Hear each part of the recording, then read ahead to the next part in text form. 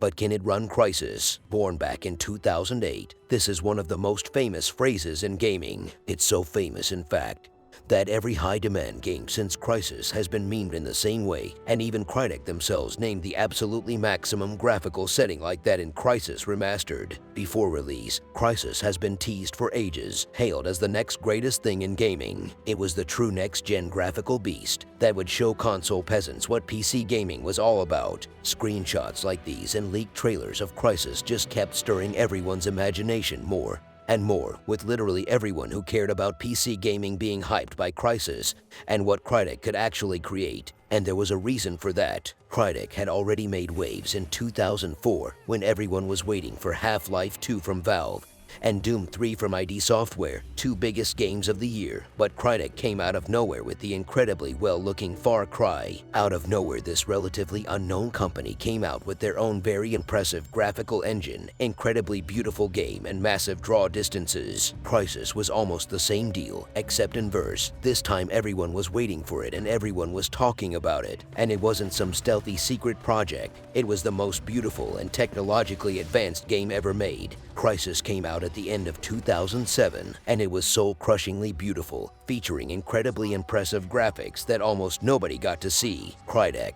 the developers, famously claimed Crysis features over 1 million lines of code, over 1 gigabyte of texture data, and 85,000 shaders. These days it's not all that impressive, but back then that was almost unheard of. And to run all of that technology, hardware requirements were out of this world, and hardware that could meet those stupendously high demands was monstrously expensive. While these days it's normal for video cards to come at $700, $800, $900 or even $1,000 for not even the best one, in 2008 even $500 for a super high-end card was almost insanity. For example, GTX 280 came out at $649 MSRP, but even these mega expensive ultra-powerful bleeding-edge cards couldn't run Crysis on max settings at high frame rates. That's just how insanely demanding it was. But can it run Crysis was born out of this chaos and became both a mark of pride for those who could and point of hate for everyone else. Combined with the very real financial crisis of 2008 meant that absolute majority of people either saw Crysis as more of a PowerPoint presentation running at 10 frames per second rather than actual game, or never got to see Crysis at all until years later, and when they did get to see it, it was already old and outdated compared to contemporary games. That's just the price for incredible visual performance. But it's the same visual performance that limited potential success of Crysis as a game and morphed it from cutting-edge game to simply a very playable hardware benchmark used to melt all the most powerful hardware for years to come. It wasn't helped by the fact most people considered the second half of Crysis inferior to the first, and the ending was really disappointing for such a hyped game. And overall game left a sour taste in the mouth of many players. And yet, despite all the drawbacks, Crysis was a commercial success and received significant critical acclaim. GameSpot called it one of the best shooters ever made. IGN praised it on almost every aspect. It earned 91% on Metacritic. And even though only very few players could even run it properly, Crysis sold actually decently well, shipping hundreds of thousands of units in the first months after release, and even despite allegedly being one of the most pirated games of all time, with Crytek claiming there were 20 pirated copies of Crysis for every copy sold. Crysis managed to sell over 3 million units in the next few years, turning a considerable profit for Crytek. Even almost 20 years later, Crysis still maintains its position on the list of best-selling PC games ever, with release for Xbox and PlayStation 3 in 2011, and further release of remastered version in 2020. Crysis definitely made its mark in history as one of the most profitable, technologically and graphically advanced games ever. But was it actually any good as a game? Let's find out. Crysis begins in the far, very distant, incredibly futuristic year of 2020. A team of archaeologists discover remains of an ancient, mysterious civilization on Lingshan Islands, a fictional archipelago of islands off the coast of the Philippines. Team of archaeologists is led by Dr. Rosenthal and his daughter, Helena Rosenthal. While they were digging the ruins, Lingshan Islands were suddenly occupied by Korean forces led by General Rai Chan-kyong, and archaeologists were taken hostage. Before the occupation, though, they managed to send out a distress call, indicating they've discovered something that could change the entire world. A week later, United States dispatched Raptor Team, a special ops unit of ultimate badasses. I am the ultimate badass. Each one wearing stupendously cool and futuristic nanosuit to infiltrate the island. Team consists of Prophet, the team leader. Cut the crap, Psycho! Nomad, the playable character. Psycho, the only one with some kind of personality. All right, Nomad. Living up to your name, I see. Jester, who's there just as the token black guy. The motherfucking freeze rate.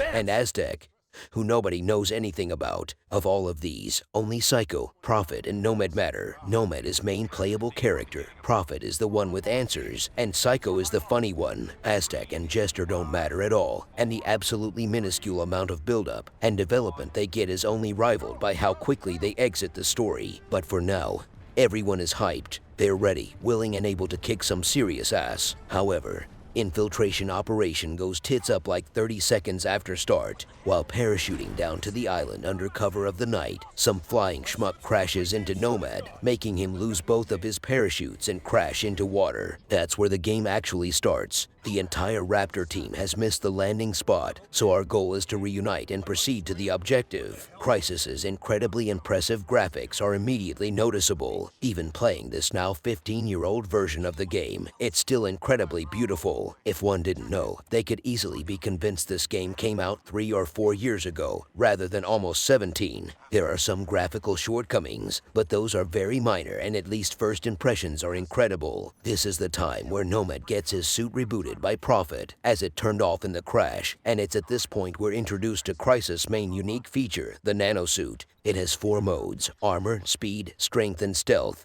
We're also introduced to another of Crysis' incredible gameplay features, in-game live weapon customization. It's actually a pretty basic feature, but for the time it was really impressive. The ability to customize your weapon at any given moment to adjust to any situation, instead of being locked into pre-customized, picked-up weapons was really, really cool. You can add silencers, scopes, laser pointers, or flashlights, and it's all really cool. The suit itself is much more complex. Armor mode protects from damage, stealth makes you invisible and silent, speed improves sprint, basic movement speed and reload, and strength makes you stronger, jump higher, and lets you throw stuff around. Entire gameplay is focused on managing these aspects of the suit. Anyway, a short stroll on a beach and one short encounter with enemies later, Nomad catches up with Jester. Together, they start heading to Aztec, who got tangled in the trees further away. But in that minute between Jester and Nomad meeting, and them actually getting to Aztec, he and few Koreans are torn apart by unknown force. This is actually awesome. From the very start, Crysis establishes Nomad as this alpha predator with his incredible suit,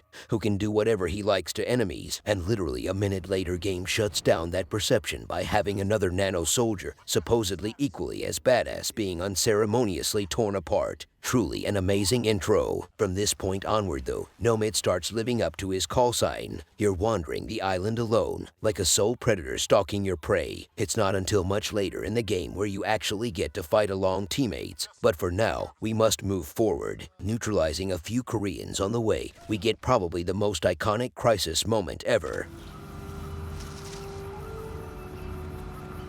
They spotted KPA patrols down on the beach. Use your binocs to tag them before you run in blind. First light. This short 15-second moment with black bars, background music, and rising sun shining through the leaves is easily one of the highlights of Crysis. Nothing happens here, but it just instills a great sense of upcoming action-adventure. This is where Crysis is at its best. Beautiful, idyllic, extremely impressive, truly an inspiring moment, which is fun because this is probably the only such moment in the game. There are a few other cool moments later in the game, but those are always marred either by story, visuals, action, or something else, while this moment right here is serene and beautiful. Anyway, this is the first time we get to experience the true essence of Crysis gameplay. While it's not explicitly restricted to stealth, and at any point you can go guns blazing, Crysis does actually heavily lean into stealth, using invisibility to get close to your enemies before dispatching them with silenced weapons, unheard and unseen, provides maximum satisfaction. Invisibility just makes you feel like a god, like the world is your playground and you're untouchable, which is awesome because otherwise, you can die very easily even with this super nano suit. Disabling the GPS jammer, Nomad proceeds further down the road to the rendezvous point with the team. On the way there, we get to see another of Crysis's high points, impressive physics system. Nomad is presented with a choice: shoot enemies directly, or shoot some logs, then can roll down the hill and crush said enemies. It's a rare moment where physics actually matter, and even if the rolling logs miss enemies entirely, it's still fun to see physical interaction between objects. Remember, this was end of 2007. And stuff like this was nearly revolutionary in gaming. Proceeding further, Crysis continues to amaze with graphical fidelity. Everything looks vibrant and beautiful, less like a game and more like a paradise holiday location. After dispatching a few enemies, you get the opportunity to test drive a combat jeep. This is where the first problem rears its ugly head. Vehicles don't feel good to drive. Every vehicle in the game except for tank has nitrous for some reason, but all vehicles feel both too light and too heavy at the same time. When driving straight, cars feel too heavy, but when turning, it feels like cars are almost floating and there's very little traction with the ground. Pretty big turning circles don't help the situation. But hey, at least they're cool to shoot at and explosions look nice, so I guess that's okay. And while fire effects are definitely dated, at least damage models are pretty detailed and interesting to look at. One really fun thing to do with cars is accelerate with nitrous and crash them into enemies' vehicles. It's always effective and very good fun, even if aiming the car is often pretty damn hard. Continuing on his way, Nomad eliminates Koreans in a few camps and hacks into their communications terminal to gather intel about their positions before proceeding to meet up with the rest of Raptor team. This is where Crysis throws a magnificent plot twist. A frozen ship landed in the middle of a jungle. While not as impressive these days, back then this was some extremely compelling stuff. Almost lost level of intrigue and world building, with potential wealth of mysteries and secrets being an incredibly enticing proposition. Sadly, almost immediately all of this potential mystery gets broken. Jester is grabbed by some flying thing, which is obviously an alien. We see it for a split second, but that is enough to completely destroy any intrigue. What could have been an incredibly exciting journey through the island, revealing secrets and learning more about this mysterious race, almost immediately turns into fantastically looking, but almost bog-standard shooter with humans and tentacle aliens, clearly ripped off from Matrix Sentinels. Giving chase, Prophet, Psycho, and Nomad shortly find Jester dead and mutilated. This is where second very noticeable flaw of Crysis appears. The AI companions suck. Like, they really do. At every possible opportunity, Crysis tries to find an excuse for Nomad to leave the group and travel alone. This time, Prophet sends Nomad to infiltrate heavily defended Korean compound, full of enemies and tanks, to find a hostage. Prophet himself stays behind to monitor communications, and Psycho stays to secure the area. In a village where every single enemy has been killed, far away from action. Right. And this is the kind of stuff game pulls again and again and again. While it's cool to give players something to do and make them feel like the actual main character of the story, most of the time this borders on absurdity. Writers couldn't even come up with a decent reason to separate the player from AI companions. They just blatantly do it, even if it's illogical and stupid. Of course, it's not helped by the fact that on those very rare occasions where other nanosuit soldiers are actually present on the battlefield with Nomad, they still don't do anything. Like, Psycho will refuse to help Nomad in any way, despite holding a sniper rifle and standing like 20 meters away from where Nomad is fighting for his life. You can't even justify it by Prophet or Psycho being weaker than Nomad or unable to do the same things. All of them have nanosuits. All of them can become invisible. All of them have access to superhuman abilities. All of them are supposed to be equal. And yet, Nomad constantly gets stuff done while Prophet or Psycho stay behind, crouching around the corner, just appearing in cutscenes. It's just lazy writing. Anyway, proceeding down the road and dispatching several enemy units, Nomad finds an overlook of the enemy base and a sniper rifle. This is where Crysis gets really good for a moment. Vast, open areas are sniper heaven, and this is one of the rare opportunities to do exactly that. While going down to the base, sudden massive earthquake is trying to add to the mystery of the game. But since it was already broken, it doesn't do much. Now comes the best part of the level, base assault. You can go in guns blazing, you can try to sneak around, you can snipe from afar. It's an awesome set piece, hampered by game design. While it seems there are infinite options of approach, sniping is limited by the fact at this point in the game sniper rifle only has an assault scope, which offers almost no zoom. Stealth is limited because surrounding the base on most sides is a minefield, which means instant death. The only real approach is going loud, but using invisibility to survive. The base is chock full of soldiers, and Nomad has to destroy all of them regardless of what playstyle you chose. Game even chucks tanks at you, completely destroying any attempt at stealthy mission completion. Anyway, after destroying a small army, Psycho conveniently shows up to kick a door open, and we get to see a plot cutscene with the hostage, who turns out to be a CIA agent sent to monitor Dr. Rosenthal's excavations. While this agent dumps a lot of exposition, a gust of wind through the door tries to build up suspense and mystery, but just like the earthquake earlier, it fails since any mystery is long gone. While Psycho stays with the hostage, Nomad is sent off on solo adventure again, this time to rendezvous with Prophet further in the island. Immediately upon meeting, Prophet gets grabbed by an alien and is flown away, and Nomad is left completely alone to deal with Koreans occupying local area. He is contacted by Major Strickland, inquiring if Nomad wishes to abort the mission since half his team was dead. Prophet was missing, and in general the entire mission is going to hell. Nomad, however, refuses to abort, instead choosing to continue with hostage rescue. After turning off yet another communications jammer, Nomad assaults an excavation site where Dr. Rosenthal is working on ancient alien fossil. It turns out the fossil is still alive, and it reacts to Nomad's nanosuit by blasting a wave of energy and flash freezing everything in the area. Nomad only survives because of his nanosuit, but Dr. Rosenthal and few nearby Korean soldiers are frozen into solid chunks of ice. Strickland can evacuate Nomad from the area, but for that, Nomad has to get to extraction point pretty far away, down the river, which is exactly what Nomad does. Arriving to the extraction point, however, Nomad discovers Koreans have their own version of nanosuits that also make them faster, stronger, and allow to go invisible.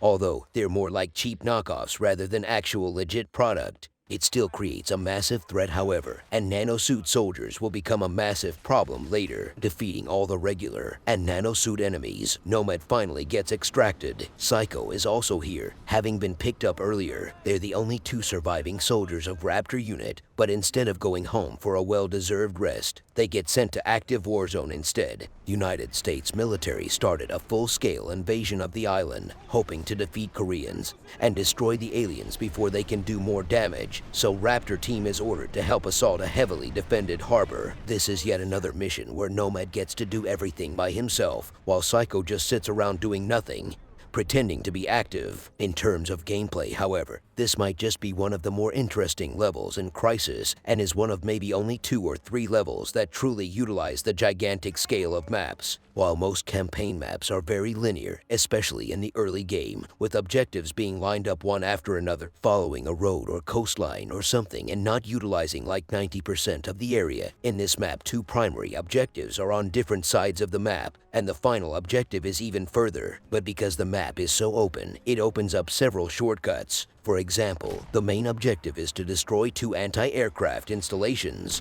You can go to both and blow them up with explosives, or you can destroy one, then pick up a rocket launcher and just shoot the other one across the giant lake in the middle, completely negating the need to go there and do it up close. It's nothing amazing, but it's still great to have this option. The second main objective in this map is to destroy the last anti-aircraft gun and a heavily defended cruiser in the harbor, which jams the communications and prevents coordination of bombing runs. Nomad battles a small army of Koreans basically on his own, despite Psycho standing literally right there with a sniper rifle, but eventually manages to disable the comms jammer and paints the cruiser for a bombing run, which easily sinks the ship into the depths. U.S. forces drop off Idaho Company, a heavy tank battalion nearby, to fight Koreans in a nearby war zone and enlist Nomad to help. Psycho gets called off to a different part of the island, and this is where his adventures in Crysis, Warhead, and expansion to Crysis begin. Psycho won't be seen again in the campaign until the very last level, but what follows this exchange is probably the coolest level in Crysis, Onslaught. It's an all-out war between U.S. forces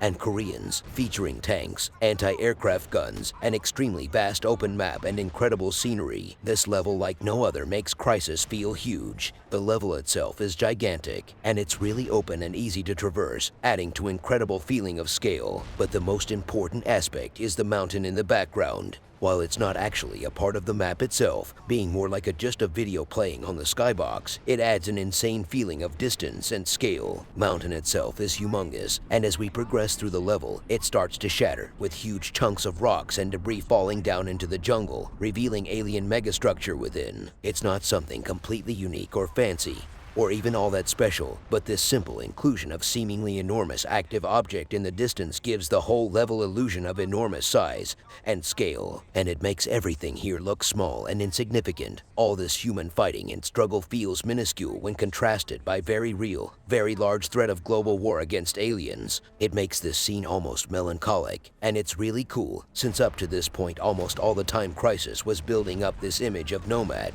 and other nano-soldiers being so incredibly strong and insanely superior to regular humans. The alien megastructure imparts the same feeling, but this time, it's us who are on the inferior side of scales. Any civilization capable of building mountain-sized structures is to be feared, and this level portrays that spectacularly well, even despite having no actual aliens in it. A truly amazing level. It's made even better because this is the first level where you're actually fighting as part of a crew. Idaho Company fights along you at least for a while at the start, middle, and the end. Even if for majority of the objectives it's still Nomad soloing everything. Having a team to fight with makes Crysis instantly feel much more enjoyable, and considerably more serious. It transforms the game from solo predator simulator almost to a massive war sandbox, and it's glorious. Onslaught ends with a bombing run from US Air Force and a massive explosion of the Korean military depot. It's a great set piece to end an incredibly cool level. It's made even better because immediately after this, Nomad is given a Gauss rifle, the strongest rifle in the game, which is just the cherry on the massive cake. Easily one of the best levels in any Crysis game, period, which is immediately contrasted by one of the most mediocre levels in Crysis history, Awakening. As Nomad proceeds towards Alien Mountain, he has to clear a few enemy bases on his way and destroy enemy entrenchments in a nearby quarry. This level is big and wide, but in contrast to Onslaught, Awakening feels empty and soulless. This is the level where Crysis looks and feels like a pure tech demo of physics, ability to create large maps and have a nice skybox, rather than actual high-profile shooter game. There's almost nothing to interact with, nothing to look at, nowhere to explore, and nothing to discover. All you need to do is destroy some enemies and get to a tunnel. Everything is very boring, everything is very bland. And the only saving grace is the fact Awakening is actually pretty short, provides excellent opportunity for sniping, and it's the first time we actually get to use a minigun. It's not too fun though, because minigun in Crysis is actually really bad. It feels weak, sounds pretty mediocre, almost requires you to be in strength mode to handle the knockback, and is stupendously inaccurate. This is also where AI shortcomings are extremely obvious, especially for friendly AI. Enemies can be stone's throw away, and yet allied AI won't engage them at all, even if you're literally dying few steps away. Friendly AI only activates at scripted moments when you touch invisible trigger, after which AI allies attack enemies, but they're so inaccurate and the whole sequence is so scripted, it's impossible to say whether they actually manage to kill any enemies. But they also get an aircraft to come and shoot at enemies too. Sadly, aircraft are made of paper, and it gets destroyed immediately, which is actually pretty funny in the moment, which can't really be said about anything else in this level. But hey, at least in this mission we get to see aliens for the first time outside of cutscenes, and they even fight a few Koreans, which is cool, I guess. After suffering through endless boredom of the quarry, Nomad makes his way through some caves to the heart of the mountain, where General Kyung,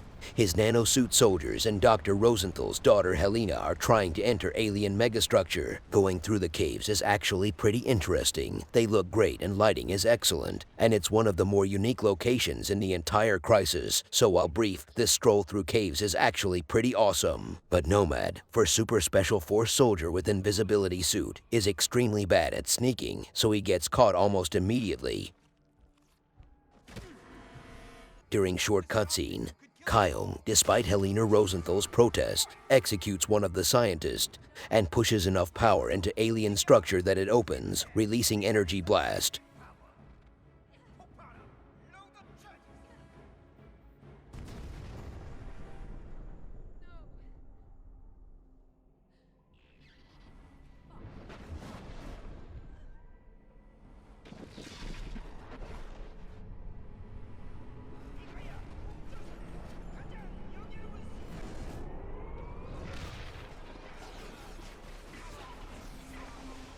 What follows is short, but extremely easy and really disappointing fight with Kyone. No deep mechanics, no hidden strategies, just turn invisible and shoot him up when he's not looking. This part was done so lazily, it's actually impressive. Kyone is not even wearing a helmet, yet he's able to survive multiple headshots from a sniper rifle until he can't. Because plot, no other reason. Awesome stuff indeed. And yeah, you're not mistaken.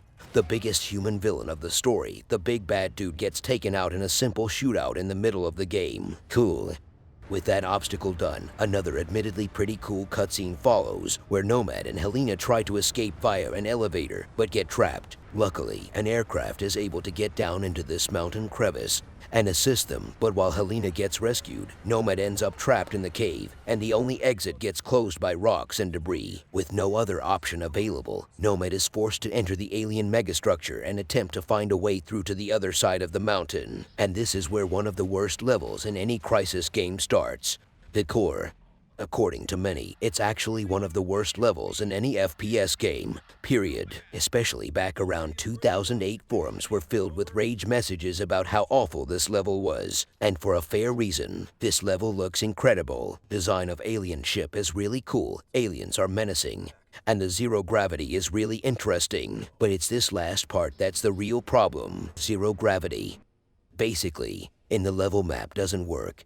There's no objective marker, directional cues are almost non-existent, and worst of all, because of zero gravity, you're constantly just tumbling around with no sense of direction at all. There is some orientation correction that tries to keep you somewhat upright, but it's situational at best, even more confusing at worst. The only reason I've dealt with this level as fast as I did is because I've beaten Crysis multiple times, so I sort of know the way, but even then, I got lost quite a few times. But the very first time I've played Crysis, core was a real nightmare. It's like stumbling around in the dark with no direction and no clear way while constantly being attacked by aliens. Constant tumbling can even make you nauseous, and the alien ship is almost uniform in its design, so trying to even locate the entry point after you got to an area is an exercise in futility, which particularly hurts because this level has so much potential. With a little more care and thought, it easily could have been one of the greatest levels in gaming history. Last part of the level is particularly awful, as there's absolutely zero indication of where you need to go and what you need to do. Every part of level so far relied on you fighting the correct path, but in this last area there's no path.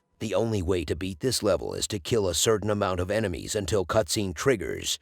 But the game literally never tells you that, so that's up to you to figure out. It's extremely easy, even expected that a player would assume the only way to beat the area is to find a correct path through it, and would spend tons of time tumbling around the space investigating every wall and vent when all they need to do is to kill spawning enemies as fast as possible until kill quota is met. It's not helped by the fact aliens don't even spawn until you attempt to leave this room by flying to what seems to be an exit and pass an invisible trigger point. Until you get there, you're legitimately just stuck in this room with no indication where to go. It's not intuitive, it's not enjoyable, it's not fun at all. It's especially bad since quite a lot of players might have missed completely optional ammunition pickups in previous room, so they might get into this area low on ammo and proceed to ignore aliens while trying to look for an exit, especially since aside from shooting the aliens, there's really no other way of destroying them, and they don't deal enough damage to clearly indicate they need to be destroyed. Truly one of the worst level designs ever in any high-profile shooter game. This is the one level that many players gave up upon and quit Crysis entirely, and it's one of the main reasons why so many people hate the second part of the game, which is a real shame,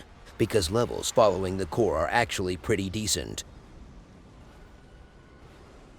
Paradise Lost is all about traversing now entirely snow and ice-covered landscape, and it looks really damn cool. Snow-covered rocks, frozen solid palm trees, and even occasional human icicle is a really amazing switch of scenery, and it feels incredibly cool. It's a prime example of visuals enhancing base gameplay experience to a whole another level. While it's not too impressive now, 15 years ago barely any game could offer compelling FPS experience in frozen paradise, and that's exactly what Crysis does. While shooting aliens isn't as fun as dealing with Koreans, since aliens themselves are much simpler and considerably more boring, overall gaming experience is actually pretty good. Traveling down the frozen mountain, Dealing with constantly appearing aliens in an incredibly beautiful environment is really enjoyable, and this particular area is simply amazing. In fact, when playing through Crysis in one sitting, this is where Crysis started to feel like an actual game rather than tech demo, while the rest of the game up to this point was pretty shallow and didn't feel like much, with the exception of First Light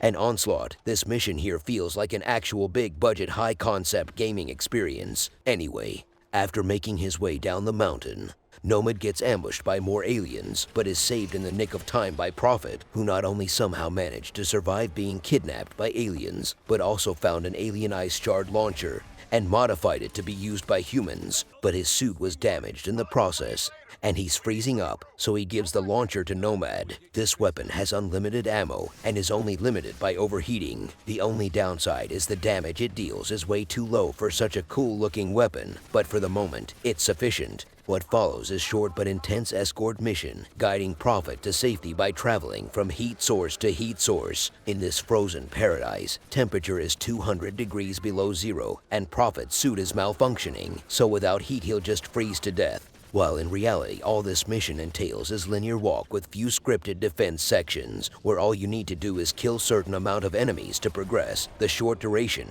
and intense action more than make up for it. Overall, an excellent mission, long enough to be enjoyable, but doesn't overstay its welcome. What follows is Exodus, one of the best and most fun missions in the game. Finally getting out of frozen sphere the alien ship emitted, Nomad and Prophet meet up with Strickland's recon team, or at least what's left of it. These are the guys that helped Nomad at the start of Onslaught, and they took a beating when alien megastructure in the mountain activated, emitting waves of aliens and the sphere of -200 cold, flash freezing everything in its path. So now these guys are trying to evacuate, hindered by constant alien attacks. But with Nomad and Prophet, there's a chance. We get access to basically all the cool weapons at this point: shotguns, rifles, Gauss rifle, alien shard weapon, rocket launchers, whatever the heart desires, and several waves of alien enemies provide enough targets to use all of this equipment on. It's basically an alien shooting gallery. After short defense, the company starts making its way down the mountain. This is where the real fun of the level begins. While it's nothing more than a turret defense section, it's really incredibly fun. Chaos caused by constant attacks by various types of aliens, frantic screams of soldiers, constant movement, tornadoes all around you, and overall intense atmosphere make this very short part of mission incredibly enjoyable. The contrast between lush green jungle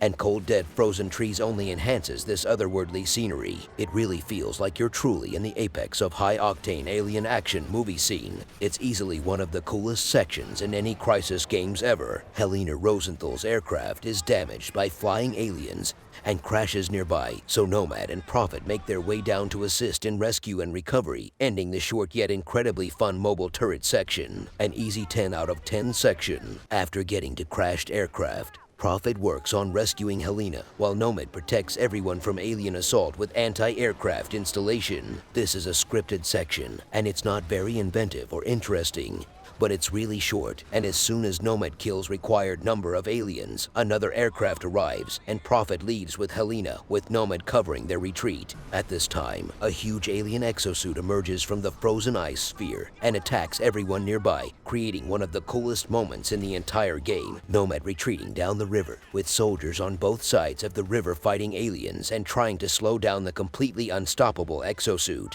This truly feels like an all-out war, and it's fantastic. In fact, it's so awesome, it beats even most big-budget Hollywood action movies. Panic screams of soldiers throwing everything they've got at the alien suit without any results, the constantly attacking flying, and ground aliens escalate the scene from generic FPS shooter to world-class masterpiece of action. Alien exosuit isn't a static set dressing either. It actively destroys everything in its path. It constantly roars, and regardless of where you are in the level, you can easily hear it thumping on the ground, like the T-Rex from the original Jurassic Park.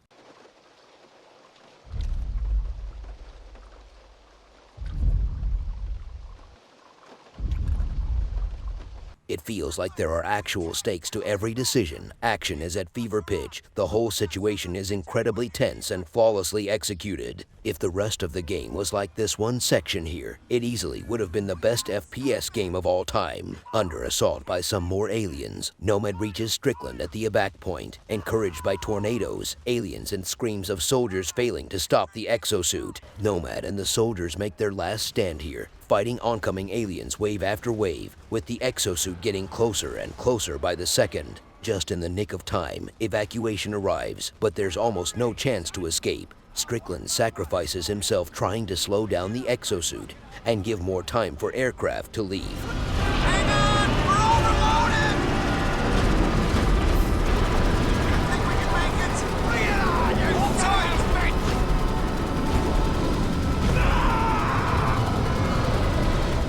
It's easily one of the most badass scenes in the game, and probably in any FPS game in general, reminiscent of hardcore army movies from the 80s, like Predator, where people sacrifice themselves in incredibly metal ways to allow their comrades to escape. What an awesome mission.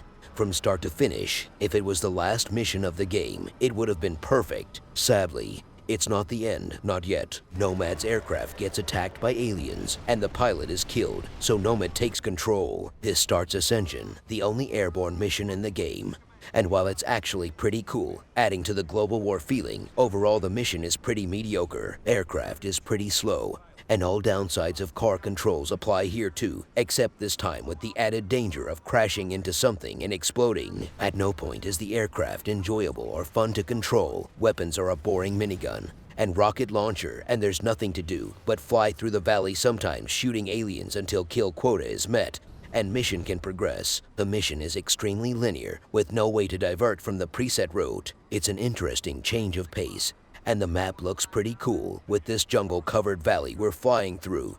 But it's painfully clear Crysis wasn't designed with flying missions in mind. It's not helped by the fact Ascension is widely regarded as the mission with by far the worst performance in Crysis, which is already a pretty poor performing game. Stutters and occasional frame drops make this mission even less enjoyable than it already is, but at least it's pretty short, barely lasting 5 minutes. It's like a girlfriend who you only see on weekends, so she doesn't have the time to break your heart. At the end of Ascension, Nomad gets a call from Psycho, who's back from his own pretty damn cool adventure capturing an alien. This starts Reckoning, the last mission of Crysis, and man, does it drag. If game ended on Exodus, it would have been perfect, but Reckoning sours the ending quite a bit. For majority of the mission, there's nothing to do but walk around pretty confusing aircraft carrier, watching lore dumps in cutscenes, and then walking around some more. Nothing to interact with, nothing to shoot at. This is easily Crysis at its worst. The only saving grace is that this is the last mission, so in the back of your mind you know it's almost over. After lore dump, you catch up with Prophet, who's being probed by nanosuit scientists, investigating what happened to his suit and how he managed to adjust it to interact with alien tech. With Prophet's probing done, Nomad takes his place in the nano chair, and we get introduced to TAC Cannon, basically handheld mini nuclear launcher, while Prophet takes the alien gun, steals an aircraft, and heads back to the island, completely unfazed by the fact US military is about to nuke the island to Kingdom Come, because that's what US military does. It nukes aliens, which they promptly proceed to do despite Helena Rosenthal's protests. Of course, in classic Hollywood movie trope, generals, commanders, and other people in places of power within military never listen to scientists, so by nuking the island they only make things worse, increasing the size of Frozen Sphere significantly and attracting aliens to the fleet. Aircraft carrier immediately comes under attack by an army of flying squid aliens. What follows is a very boring round of defense, then short detour to fix the ship's nuclear reactor so it doesn't melt down and blow everything the hell up, constantly fighting aliens at every step of the way. It's never interesting, it's always boring, and all you wish is for the mission to end as fast as possible. On his way back, Nomad takes the TAC Cannon, and it's a good thing he does, because up top, another exosuit is waiting for him, but this one goes down very easily, revealing the true boss of the game, the huge alien mothership. It's meant to be this epic moment, with Nomad overcoming impossible odds in a fight against incredibly powerful and mysterious alien aggressor, and it should evoke the feelings of dread and later triumph, but it falls incredibly short. This is easily one of the most disappointing final bosses in any game ever, with no interesting mechanics, almost no stakes, and all the boredom in the world, with Psycho piloting the last aircraft and Helena hacking its shields. All you need to do is wait for the shield to go down, lock the tac cannon, shoot, hide behind cover, have Helena hack shield on another part, then repeat until the mothership gets blown up. It's really short, it's unbelievably boring, and if you didn't have to occasionally get behind cover due to attacking aliens, you probably could do this mission standing in one place clicking just the 2 buttons on your mouse. Anyway, tac cannon makes short work of the mothership, and Nomad manages to destroy it. Everyone on the aircraft carrier is now dead following alien attack, and mothership itself is about to blow, so Nomad rushes to deass the area. Jumping on the aircraft, Nomad and Helena watch how mothership blows up along with the aircraft carrier, consuming both in a whirlpool of water and energy.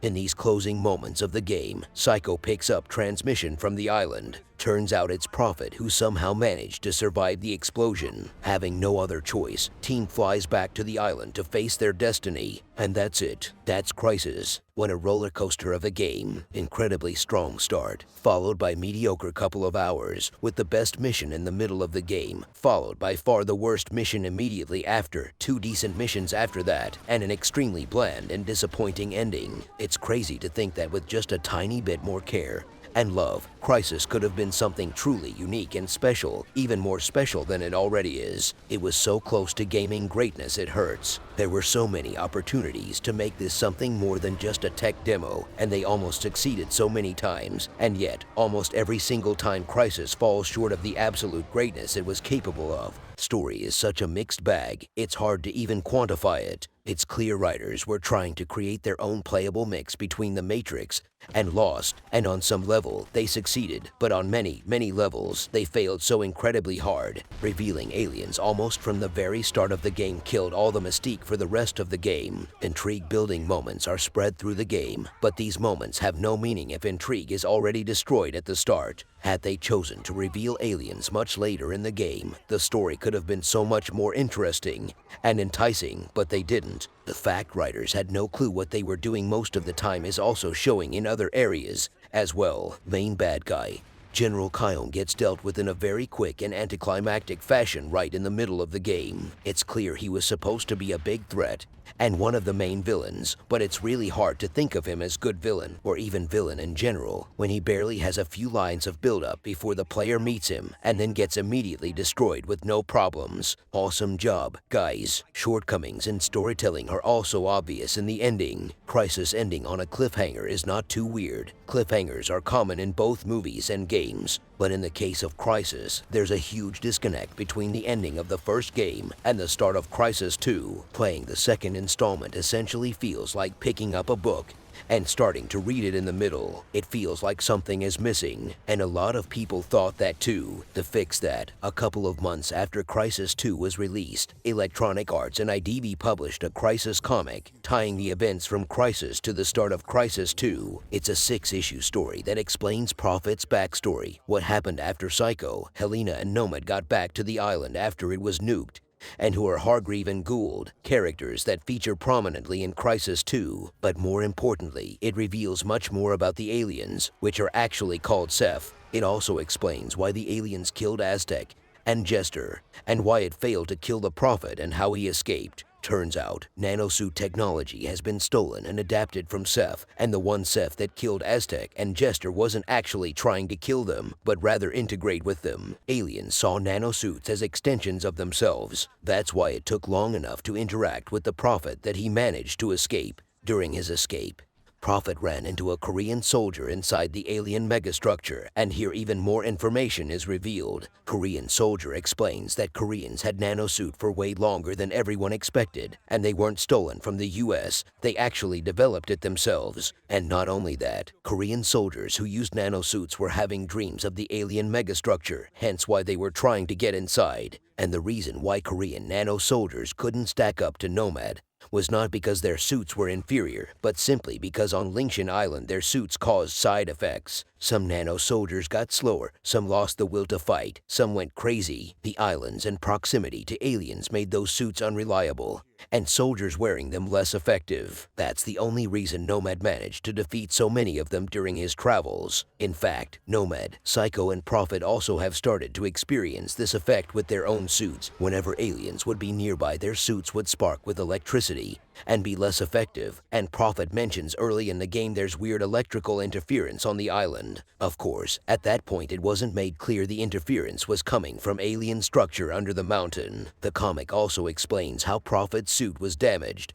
and where he got the alien shard weapon. Turns out he found it inside the alien megastructure held by some long-deceased alien, possibly a second alien species besides the Ceph, and Prophet's suit was damaged when he walked through an alien portal and was sent to a different planet. Ceph didn't follow him, and Prophet thinks it's because of fear. They didn't make the portal, and it's actually heavily implied there exists another alien race in Crysis besides Ceph, but either this concept was abandoned, or it's a plot hole. But anyway, this new alien civilization actually can time travel. That's right, Crysis has time travel. Some time travel shenanigans follow, including Prophet sending a message to himself in the past, guiding his earlier version through the events, and the team of Prophet, Psycho, Nomad, and Helena traveling 18 hours into the past, before the US military nuked the island and before pretty much anything happened. So canonically, at the very start of the game, where Raptor Squad arrives to the island, there's already a copy of Psycho, Prophet, and Nomad wandering about on the other side of island. Shortly after that, the team gets captured by the CIA, with Helena dying in the shootout and Nomad is gravely injured. CIA then torture them, trying to get information.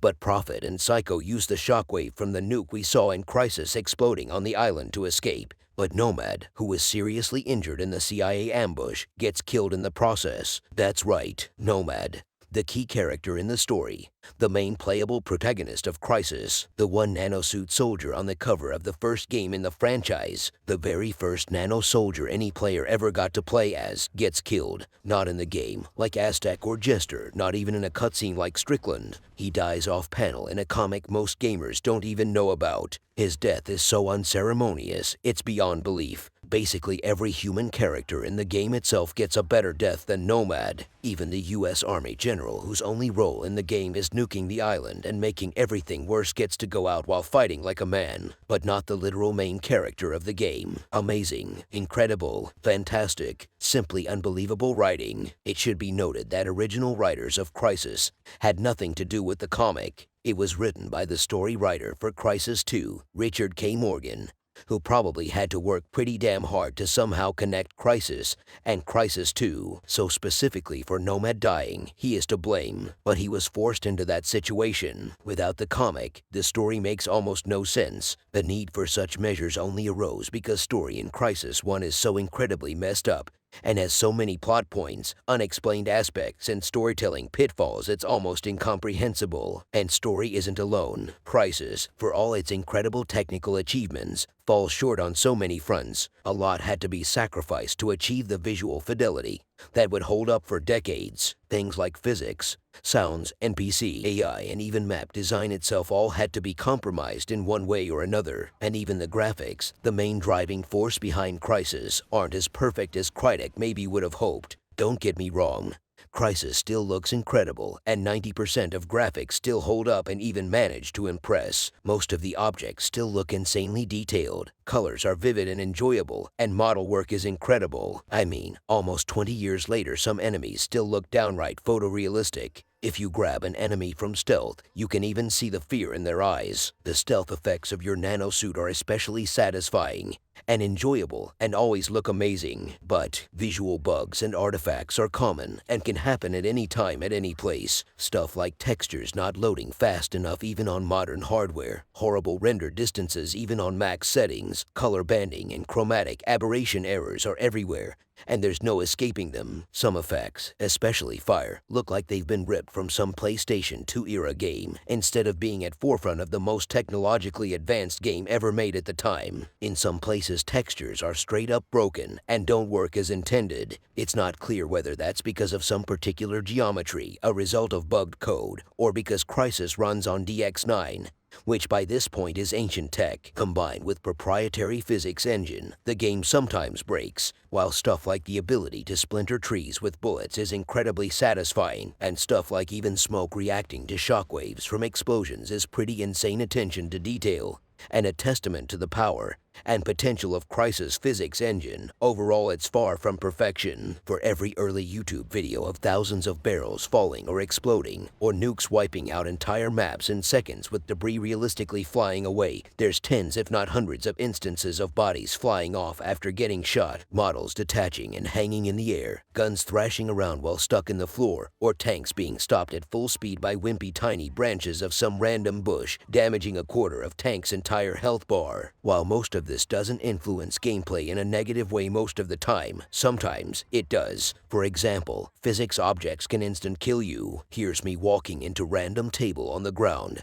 and dying instantly without even taking damage, just from zero to dead hero instantly. And stuff like this happens often enough to matter. With vehicles, physics are extremely unreliable. I already mentioned at the start how cars feel both too heavy and too light at the same time. Stuff like that isn't limited to cars though. Tanks are mostly fine, with the occasional physics nonsense, but boats are extremely wonky and completely random. During Relic level, there's a spot where you have to go over a waterfall with a boat, and every time you do it, it's like a Russian roulette. Sometimes you make it with no problems, other times by seemingly doing the same action in the exact same way, you flip over or even explode. Sometimes the boat will take damage, sometimes it won't. There is no consistency here. Physics objects just do what they want and interact with the world in whatever way they want, almost regardless of players' input. Obviously, physics is a hard thing to emulate, especially back then, and double especially on a scale of Crysis, but unimpressive yet consistent physics system is always better than a wildly impressive but extremely inconsistent one. While we're on the topic of inconsistency, it's high time we discuss AI. As mentioned, friendly AI sucks, but at least most of the time you can count on it sucking, and you never rely on it, so there's not too many problems there. The real crux of the matter is enemy AI. Back in the day, a lot of people praised Crysis enemy AI, particularly of human enemies, as being almost human-like. But if we're honest,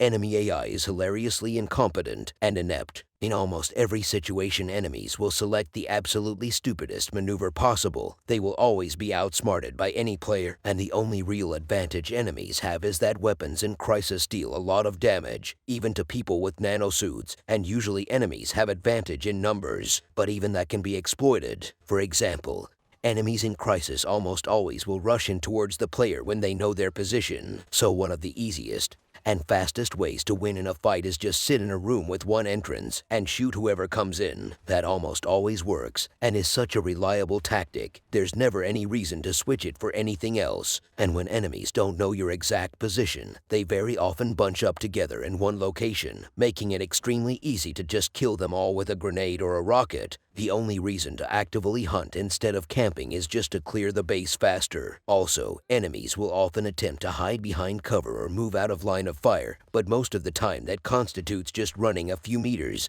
and stopping. They don't even duck behind said cover. But the funniest and easily most exploitable weakness they have is their infinite love for stationary turrets. You can be in the middle of a massive firefight, but one or two enemies will almost always attempt to run to stationary turret and use it, even if it's pointing in the exact opposite way from you. Or you can just sit there, camping with sniper rifle, killing whoever uses the turret, and inevitably some other enemy will just run to it to use it, despite seeing his buddy get his head blown off just seconds prior. You can clear entire bases this way without breaking a sweat. It's hilarious and incredibly stupid. Alien enemies don't have this problem, since they're alien, and we as humans have no clue how aliens should behave, but when fighting human enemies, their behavior sticks out like a sore thumb. But it's not just their behavior that's bizarre. Player detection feels almost completely randomized. Sometimes enemies won't see Nomad when he's literally standing like 20 meters away, basically in their peripheral vision, not even hiding that much, just covered by very slight shadow from a nearby tree. Or they can see you by randomly turning and staring at you, but not doing anything. even if you just sneak up on a hill above them, with them having absolutely zero chance to spot you. They will just randomly turn and stare right at you while continuing whatever animation they were doing. Other times, enemies will see you half a mile away, jumping into water during pitch black night. And some enemies just like to stand around, looking at a wall, even if there's firefight happening right besides them. That's also a very common sight. There's exactly zero consistency here, which also applies to weapons and damage detection. Sometimes you can kill an enemy with like 2 body shots. Other times, even putting an entire clip or 2 won't bring them down, and it's never clear why. Like in this clip, it takes me like 2 entire clips to kill this dude, and sure, maybe it's a skill issue and I'm just garbage at shooting. Or maybe my gun just shoots joke bullets or something, but I even managed to shoot and bring down an entire tree behind the dude, and not even just 1, but 2, and he's still moving. And this nonsense is like omnipresent. Basically every enemy you meet is a roll of a dice, whether you'll manage to kill him, or you'll have to pump him full of lead and he'll still move.